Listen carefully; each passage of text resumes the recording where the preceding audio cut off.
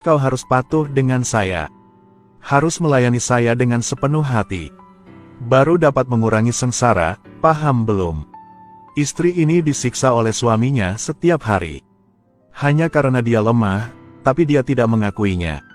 Kedua orang miliknya juga disiksa hingga mati olehnya.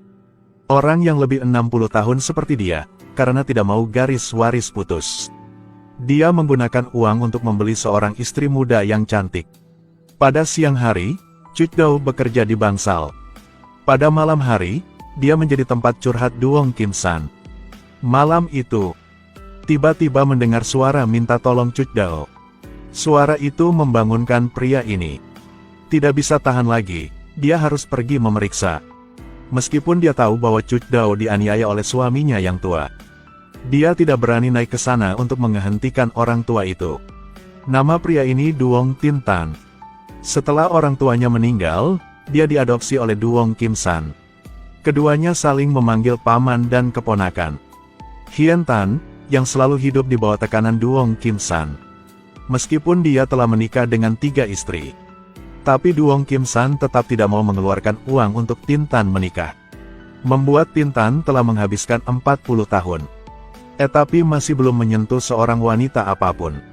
Malam itu, setelah bangun, dia tidak bisa tidur lagi.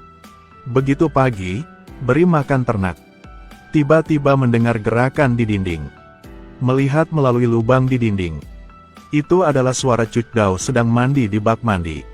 Pertama kali Tian Tan melihat tubuh wanita. Dia langsung membeku. Tiba-tiba ada teriakan keledai. Tin Tan terkejut. Untungnya, dia tidak ketahuannya.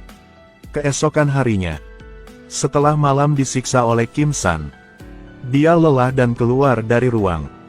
Tin Tan mencoba memperbesar lubang di dinding. Tiba-tiba Chutdao muncul di belakang.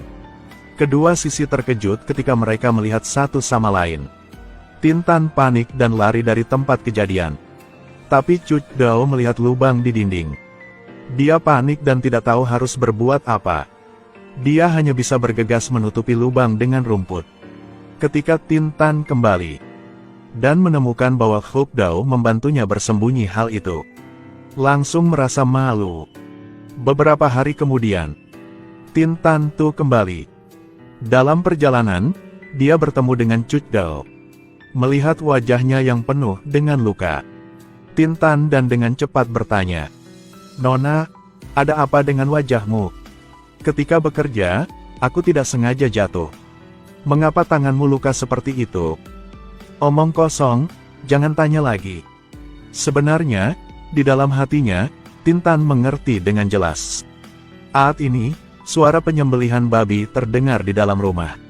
Chutdao merasa bahwa dia dan babi itu tidak jauh berbeda. "Kau dapat mendengar itu enggak? Babi itu sedang menangis untuk saya." Setelah berkata itu, dia patah hati untuk pulang. Malam hari, Duong Kim San mulai menyiksa Chutdao. Mendengar suara Chutdao menangis lagi, Tin Tan tidak bisa menahan diri lagi. Dia memegang pisau bedah babi dan ingin bergegas masuk ke dalam rumah. Tetapi akhirnya, dia masih belum cukup berani. Hanya bisa dengan marah memotong tangga. Keesokan paginya, Chutdao menemukan pisau di tangga. Dia tahu bahwa Tin Tan adalah pelakunya. Jadi dia menggunakan pakaiannya untuk menyembunyikannya. Sekarang Tin Tan sedang duduk dan mengintip Chutdao. Dan dia akan mandi sekarang. Dia tahu bahwa Tin Tan akan mengintipnya. Jadi dia berinisiatif untuk menyeret tumpuk jerami ke tempat lain. Dia sengaja membiarkan Tin Tan melihat lukanya. Dan ingin memintanya untuk membebaskannya. Tin Tan, meskipun dia sangat sayang Chutdao, tetapi dia lemah dan tidak berani. Akhirnya, ketika dua orang yang bekerja di bangsal, Chutdao tiba-tiba memberitahu Tin Tan, "Tian Tan, aku memberitahumu ini. Cepat atau lambat dia akan membunuhku. Waktu ini memang sangat sulit. Tin Tan, aku memberitahumu dengan jujur. Dia tidak menganggapmu sebagai kerabatnya. Dia akan menyiksamu juga. Aku benar-benar tidak bisa tahan lagi. Tolong selamatkan saya." Tin Tan tidak dengarkan semuanya. Tapi dia tidak bisa diganggu tentang itu. Yang tak terduga adalah keberuntungan telah datang ke Tintan dengan sangat cepat. Hari itu, keledai dari bangsal pewarnaan tiba-tiba mati. Duong Kim San buru-buru menggiring keledainya ke jalan untuk memeriksa. Di sana dia pergi selama beberapa hari tanpa kembali. Di bangsal pencelupan, hanya ada Tintan dan Cuc Dao. Mengambil kesempatan yang langka ini, Cuc Dao berjalan di depan Tintan. Dengan tegas mengambil sepotong kentang dari mulutnya. Lalu memasukkannya ke dalam mulutnya. Di mulut Tintan berkata, "Jangan lakukan itu." Tetapi dalam hatinya, dia tidak bisa menolak. Ketika Cuc Dao mengatakan seks, dia tidak tahan lagi. Tidak lama setelah itu, Cuc Dao mendapat kabar baik. Duong Kim San sangat senang sampai buang air besar di celananya. Berpikir bahwa pedang karunnya belum tua. Bersemangat berlari untuk meminta leluhurnya untuk membiarkan Cuc Dao melahirkan putra. Beberapa bulan kemudian, Cuc Dao melahirkan seorang anak laki-laki. Duong Kim San dengan gembira segera memanggil, "Anak saya." Tintan hanya bisa bersembunyi di sudut untuk bahagia. Anak itu dinamai Duong Tin, dipanggil Tin Bah. Yang gila adalah Tin Bah dan Tintan memiliki peran yang sama. Tin Bah artinya Tan Bah Bah, adalah nama yang membawa kekayaan dan kebangsawan. Sore itu, Duong Kim San membawa keledai itu ke rumah kerabatnya untuk melaporkan kebahagiaan. Tintan Han berkesempatan naik ke atas untuk menjenguk anaknya. Lalu juga tidak lupa berlatih dengan Cuc Dao. Setelah beberapa saat, mereka masih belum lelah. Tapi tiba-tiba terdengar di luar pintu ada panggilan. Yang membuat keduanya kaget sekaligus panik. Pikir Kim San kembali. Tetapi mereka tidak menyangka bahwa Duong Kim San tidak kembali. Melainkan hanya keledainya. Tintan bergegas pergi mencarinya. Akhirnya, menemukan Duong Kim San di kaki gunung. Dalam perjalanan pulang sayangnya dia terkena angin. Dan kemudian jatuh ke danau. Tintan membawa dada Kim San kembali. Dalam perjalanan, ketika melewati tebing, dia tiba-tiba punya ide. Tetapi memikirkannya lagi dan lagi, dia masih tidak berani melakukannya. Akhirnya, Kim Tan lemah dan membawanya pulang rumah. Dokter mendiagnosa bahwa Duong Kim San lumpuh di tubuh bagian bawah. Tidak bisa bergerak lagi. Hal ini membuat mereka berdua diam-diam bahagia. Karena mulai sekarang mereka tidak perlu lagi sembunyi-sembunyi. Dua orang berganti pakaian baru, mengangkat cangkir untuk merayakannya. Setelah itu, mereka mulai berlatih bersama. Duong Kim San meskipun dia setengah lumpuh, tapi telinganya masih bisa mendengar dengan baik. Mendengar suara dua orang di luar. Dia marah dan berbalik. Cuc Dao menyelesaikan pekerjaannya dan kembali ke kamarnya. Tiba-tiba dia dijambak rambut Kim San. "Aku memukulmu sampai mati." Tapi sekarang Cuc Dao tidak lagi takut padanya lagi. Ia menggunakan kekuatannya untuk melawan. "Bajingan, jangan bermimpi menindasku lagi." Cuc Dao duduk dengan bangga di tempat tidur. Dan memberitahu Kim San, "Ayo dengarkan baik-baik. Tin Bah adalah putra Tintan. Kamu telah hilang segalanya." Duong Kim San membeku setelah itu. Tidak tahu apa yang ada di pikirannya. Beberapa hari kemudian, ketika Tintan dan Cuc Dao pergi bekerja, Duong Kim San langsung ingin mencekik anak itu. Tapi Tintan segera berlari ke kamarnya. Dengan penuh agresif mendekat dan meremas leher Kim San. "Jika kau ingin hidup, maka ketahuilah apa yang benar. Tahu belum? Ini adalah kedua kalinya Tintan memiliki kesempatan untuk membunuh Kim San. Namun pada akhirnya karena kelemahannya, dia tetap tidak berani mengambil tindakan. Karena saat kelemahan itu, hampir menyebabkan semua orang tenggelam ke dalam lautan api." Larut malam, Duong Kim San merangkak menuruni tangga. Dengan cepat mengunci pintu utama rumah. Tidak ingin hartanya jatuh ke tangan orang lain. Maka dia menyalakan api. Ingin mengirim mereka berdua ke zona mati.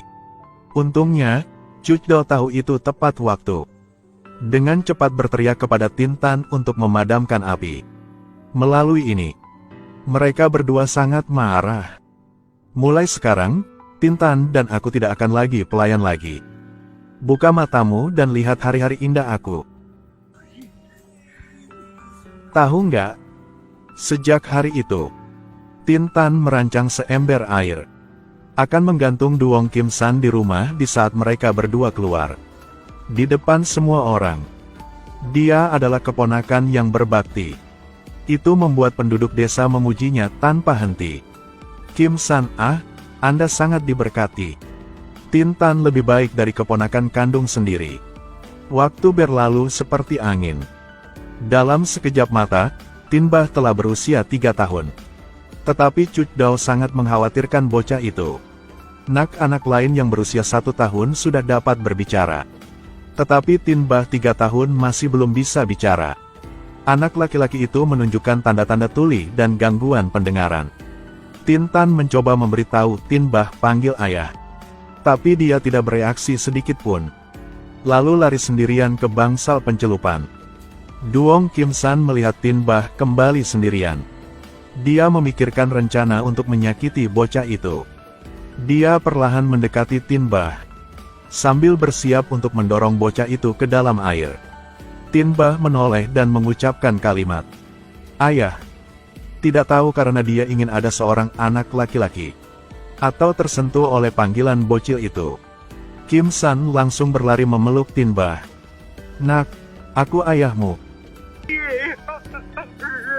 Lalu, Tinbah menarik Kim San untuk berjalan keliling desa. Dan dengan lantang memanggil ayah. "Ayah nih." Panggil lagi. "Ayah, Ayah di sini." Melihat Tintan dan Cucdao di kejauhan, Kim San mengajari Tinbah untuk mengenali orang yang dicintai. Orang itu adalah ibumu. Dan pria itu kakak laki-lakimu. Adapun aku ayahmu. Adalah ayahmu. Iya, memang anakku. Paham belum? Jangan lupa ya. Nanti, terus memanggilnya seperti itu. Dua orang sangat marah. Malam hari, Cucdao menghibur Tintan. Bocah itu masih muda dan tidak mengerti apa-apa. Tunggu dia dewasa dan segalanya akan berbeda. Hari itu, desa mengadakan pesta untuk merayakan 3 tahun Tinbah. Menurut adat, Tintan harus memberi selamat kepada sepupunya. Dia mengambil secangkir anggur. Kesulitan mengucapkan sepatah kata pun di depan semua orang. Tinbah, saudara baikku. Kemudian menangis dan menderita. Orang-orang di desa mengira Tintan ingin memiliki anak. Kim San dengan bangga menatap Tinbah, tanpa mengetahui bahwa hari bahagianya akan segera berakhir. Hari itu, Duong Kim San mengajak Tinbah ke danau bermain. Siapa yang mengira ketika Tinbah berdiri, dia dengan ceroboh merentangkan tali, langsung menyebabkan Kim San jatuh ke air. Dia mencoba berjuang. Tinbah melihat itu. Dia melihat ke langit dan tertawa terbahak-bahak. Ketika Cucdao pulang, dia melihat Duong Kim San meninggal. Di pemakaman, Tintan dan Cucdao telah bertengkar. Tintan mengira Cucdao membunuh Kim San. Kalau bukanmu, aku melakukannya kan? Moralitas istri seperti itu tidak takut akan pembalasan nanti kan? Mengapa kau berpikir begitu dangkal? Ayo lihat wajahmu. Apakah ada yang tidak berani kamu lakukan? Jadi bisakah Anda menerima menjadi kakak Tinbah? Atau apakah kamu benar-benar ingin menjadi keponakan berbakti? Ini adalah pertama kalinya Tintan bertengkar dengan Cucdao. Cucdao menangis dan memarahinya. Tintan melihat ini dan malu untuk keluar. Begitu dia keluar, dia melihat Tinbah mengenakan pakaian berkabung. Dan masih menatapnya. Duong Kim San, meskipun dia sudah meninggal, aturan keluarga tetap tidak berubah. Dia meninggal dan Cucdao tidak bisa menikah lagi. Menurut prinsip suami istri, dia harus menjaga kebersihan diri dan segera mengurus akhirat untuknya. Tintan segera keluar dari bangsal pencelupan Cucdao selama sisa hidupnya. Tidak bisa saleh dengan dia. Orang-orang di desa berbicara tentang mereka berdua. Pada hari kuburan, mereka berdua harus berlutut di tengah jalan untuk meredam gosip. Harus berlutut di tengah jalan selama 7.749 hari. Berlari sambil menangis sambil memeluk peti mati. Biarkan peti mati itu melingkari tubuhnya. Seperti itu berulang-ulang sebanyak 49 kali. Kemudian berdiri dan menyaksikan prosesi pergi menjauh. Upacara adat akhirnya berakhir. Dua orang empat mata saling memandang satu sama lain. Tidak bisa menahan air mata. Dalam berkedip beberapa tahun yang lalu, Tin Bah sekarang sudah dewasa. Tin Tan sering kembali untuk mencari Cuc Dao, tapi selalu ditakuti oleh Tin Bai. Hari itu mereka berdua berolahraga bersama di rerumputan. Cuc Dao menyarankan Tin Tan mengambil kesempatan untuk membawa pergi ibu dan putranya.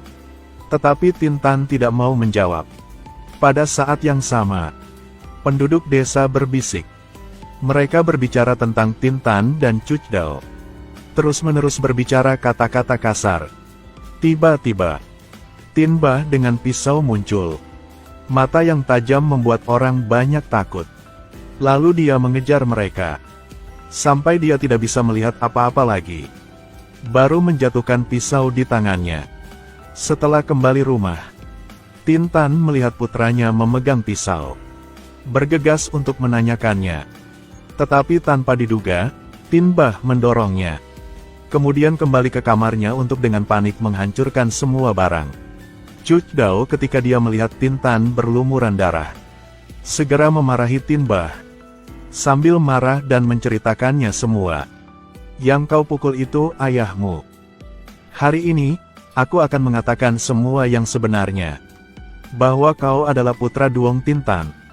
Sayangnya Cuc Dao terlambat dikatakan. Beberapa hari kemudian, keduanya turun ke ruang rahasia untuk bertindak. Tapi udaranya terlalu tipis. Tak lama kemudian, mereka berdua kehilangan kesadaran. Tin Bah berlari kemana-mana mencari ibu. Dia segera teringat ruang rahasia. Dan menemukan dua orang di sana. Dia menekan amarahnya di dalam hatinya. Dan membawa ibunya kembali ke kamar. Melihatnya selalu memanggil Tin Tan. Dia yang marah kembali ke ruang rahasia. Dan kemudian membawanya lagi Tin Tan keluar dari sana. Tetapi kemudian membawanya ke tangki air. Akhirnya dengan kejam melemparkan ayahnya ke sana. Tin Tan bangun terus-menerus berjuang. Pada saat ini, Cuc Dao juga datang. Tapi Tin Bah mendengar ibunya memanggil. Marah dan mengeluarkan sebatang kayu bakar dari bungkusan. Secara brutal memukul di kepala Tin Tan. Setelah kematian Tin Tan, Cuc Dao benar-benar runtuh. Dia memutuskan untuk membakar bangsal pencelupan. Ingin membakar habis tempat yang membuatnya menderita. Lalu mengakhiri hidupnya dengan tanganku sendiri. Habiskan uang untuk membelimu. Jadi kau harus patuh dengan saya. Harus melayani saya dengan sepenuh hati. Baru dapat mengurangi sengsara, paham belum? Istri ini disiksa oleh suaminya setiap hari.